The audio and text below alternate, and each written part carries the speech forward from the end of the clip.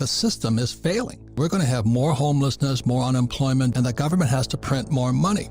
It's a command and control economy where the government tells you everything. I just don't trust our government. And they're going to have to start printing pretty quickly. And the more they print, the less value, purchasing power the dollar has, or the loonie, or the yen, or the peso. People are talking about inflation. I think we're in depression right now, and we're going to be the biggest depression in world history. In the 1970s, that's when the world was changing. The biggest bust in the history of the world is coming up. It's pensions. They trusted the government. They trusted their pension would be there, and it's going to go bust. And that's us. We'd get crushed.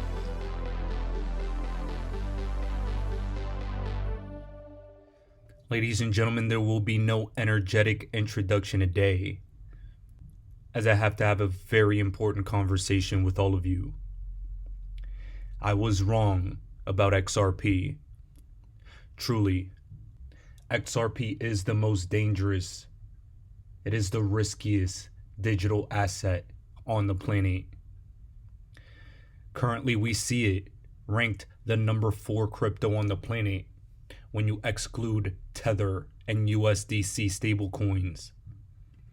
XRP is trading at 38 cents, underneath 50 cents. And I personally never thought it would get below 50 cents again. The reason for that hypothesis was the fact that 52 cent was 4.5 year long support. That support broke, and now we're here. So all of you may be wondering, Bull, what happened? Don't do this to us. What happened? I have to be honest with all of you. I've taken the last couple days off to reassess everything. And I've come to this conclusion.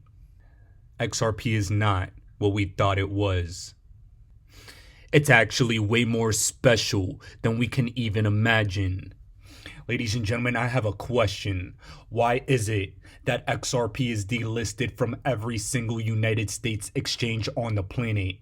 But then Terra Luna, a verified Ponzi scheme, whether on purpose or by accident, launched Luna 2.0, and all these crypto exchanges supported it. Binance, KuCoin, LBank, Crypto.com, FTX, Bitfinex, Kraken, Huobi, Bitrue, Gate.io, BitGet, Bybit, HitBTC, OKCoin, OKX. Why is every one of these exchanges delisting XRP? But Luna 2.0 got listed. Ladies and gentlemen, Luna 2.0 upon its launch is down 80% in just a couple hours. They might as well rename Luna 2.0 to Rug Pull 2.0 because they literally rug pulled this project twice. And this is the point I'm trying to make from Digital Asset Investor. He states XRP is dangerous to almost all of these exchanges, but Luna 2.0 is just fine. Ladies and gentlemen, the point I'm trying to make is XRP is the riskiest digital asset on the planet, and so dangerous because it is the digital asset that can free every single one of the retail investors that puts money into it. The SEC does not give a shit about protecting investors. They give a damn about annihilating investors and then regulating even further to prevent even the opportunity for us to put money into things. Luna 2.0 was fine to put money into as far as the SEC is concerned, as far as crypto exchanges are concerned.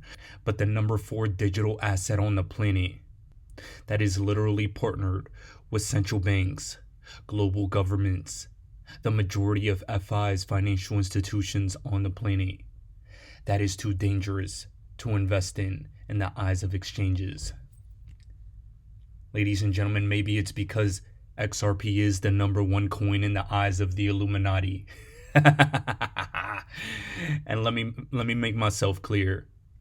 The World Economic Forum. This is the agenda at play. And over the past couple days, we've seen them at Davos try and dictate and tell the world how exactly they want to govern us. Brad Garlinghouse, whether you like it or not, is on the board for the World Economic Forum. Ladies and gentlemen, He's helping bring on the crypto innovation, and clearly the World Economic Forum doesn't give a damn about this SEC case. They've mentioned XRP in numerous documents for exceptional cryptos, and for a crypto that is best for central bank digital currency adoption and interoperability. You guys all need to make sure you know one thing.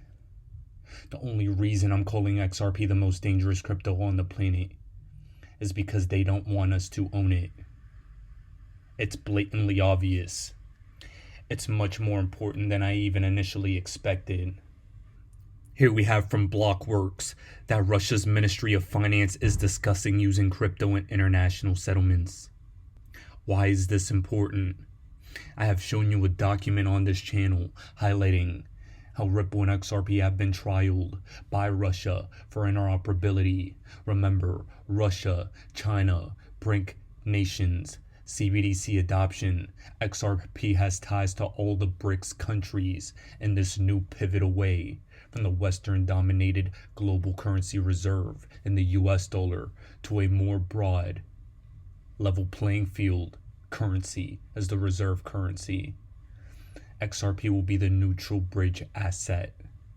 And you have to have a fundamental understanding of what's really going on the global stage, not just crypto, to realize how important XRP is going to be. XRP is going to solve a currency crisis. It's probably going to help settle down tensions and war. It's probably going to help with a food crisis and with a global currency reset.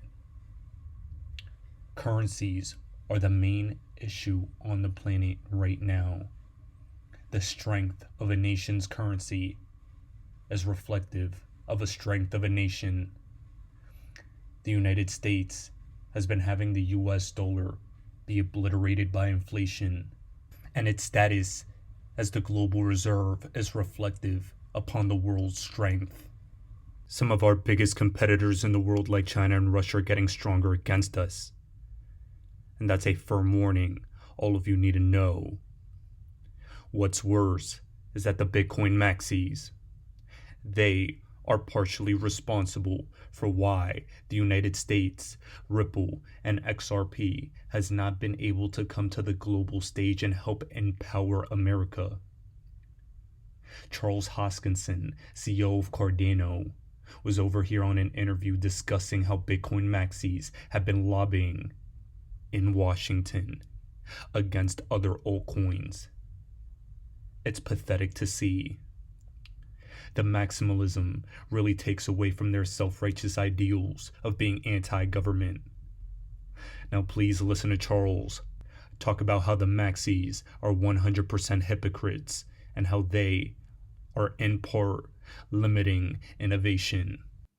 I did discover that certain members of the Bitcoin community are actively telling lawmakers to write into legislation that everything but Bitcoin is a security, to write into legislation every attempt possible to delegitimize or outright ban proof-of-stake cryptocurrencies. This was extremely disappointing and disheartening. I like to believe that despite that we have political differences or technological differences or differing financial incentives, that we would fight these things in the marketplace of ideas, in the marketplace of users and traditional competition. The attempt to co-opt the US federal government and legislative process to ban your competition is anathema to every single thing the Bitcoin movement was founded upon. This is the behavior of multinational banks. It's not the behavior of people who came from libertarian principles and free market principles. It's disgusting, it's reprehensible, and it's unbelievable that people would tell the staff of members of Congress and Senate to do these things. Saw the messages, saw the emails, heard it from many different sources, and we know who you are. So it's childish. It doesn't really have much of an impact. And frankly, it delegitimizes the people saying and doing it. But it does show that our industry has a long way to go. You see, guys, I 100% agree with Charles Hoskinson. This industry does have a lot of growing to do. But the biggest people that have a lot of growing to do are the maxis. How do they, on one hand, try and fight governments, but then try and use the governments to stifle innovation in an open and free market? Absurd. In my opinion, I just think they're scared. The MasterCard CEO teased on the CBDC panel the other day that SWIFT may not exist in 5 years. And while I disagree and think Ripple and SWIFT will work together, everyone understands that there's a massive payment settlements problem on the planet. And it just so happens to be the case that XRP has been looking to solve that exact issue. Now, while we keep that in mind, what you all need to understand is that karma may be going to bite the maxis in the ass very soon. Here, I'm going to jog all of your memories and remind you of about a month and a half ago when Chris Larson started the Change the Code campaign against Bitcoin. Now remember, these Bitcoin maxi headlines are going to try and sell you on the fact that Ripple is just trying to get rid of Bitcoin, when in reality, I think Chris Larson is firing a warning shot of what's going to be coming. And it's going to be turbulent times for Bitcoin and proof of work due to the climate change agenda and the World Economic Forum. Ladies and gentlemen, here at the World Economic Forum site, they've literally mentioned that experts can change the code to reduce the environmental effects of Bitcoin mining. They continuously bring up that Bitcoin is contributing to global warming. Right after Chris Larson gave out his Change the Code campaign, the World Economic Forum gave their 2 cents on the exact same thing. They are echoing each other. Ripple and the World Economic Forum are in lockstep, trying to bring the same thing at the same time. Ladies and gentlemen, this is what all of you need to understand. Changing the code for Bitcoin will not make Bitcoin worse. It'll make Bitcoin better. But that's besides the point. The point I'm trying to make is turbulent times will be here in the future for Bitcoin because they refuse to change for right now due to the elite's agenda. Ethereum switched to ETH 2.0 proof of stake partially because of the climate change agenda. ETH 2.0 will be launching. This Ripple SEC case will be settling or finishing within the next couple months. And Bitcoin will have a lot of work to do. Regardless of how all of you may feel about the World Economic Forum and their agenda, what you all need to understand is I'm a big believer that the tokens and the agenda that they have at play will make people a lot of money if you invest in the protocols and the infrastructure that they're recommending. Trying to go against the global elites is a surefire way to lose money. Myself and all of you are in the business of making money. And I hope you understand I believe XRP is the best way to make money in 2022 and beyond. With the Flare network launching in just 5 weeks, we're going to have some passive income to go along with the profits we'll have in the future as well. And it's all turning out to be the perfect XRP storm. XRP is the most dangerous digital asset on the planet. And it's because it's allowing retail investors to win the lottery in slow motion and become the new 1%. Ladies and gentlemen, this is the Bearable Bull here. Thanks for tuning in. As always, I appreciate every single one of you. Now I'll be back tomorrow with another video. Another point you've made, and this is, I think, particularly relevant 10 years into a bull market, is that I think you said more money has been lost anticipating a downturn than actually in the downturn. Can you explain? Well, obviously, the market's gone up tenfold since I stopped running Magellan. So you make more money on the upside. The market's going to be a lot higher in 10 years from now, 20 years from now, 30 years from now. Trying to predict the market is really a waste. I don't know what it's going to do. It can go down. When I ran Magellan, 13 years, it declined 10% or more, 9 times the market. Wow. I had a perfect record. I went down more than 10% every time. Wherever the market went down, I went down more. But over the long term, the upside is more than the downside. So you're going to say to yourself, do I need the money in the next month? Do I need the money in the next year? Do I have kids going to college? Do I have a wedding coming up?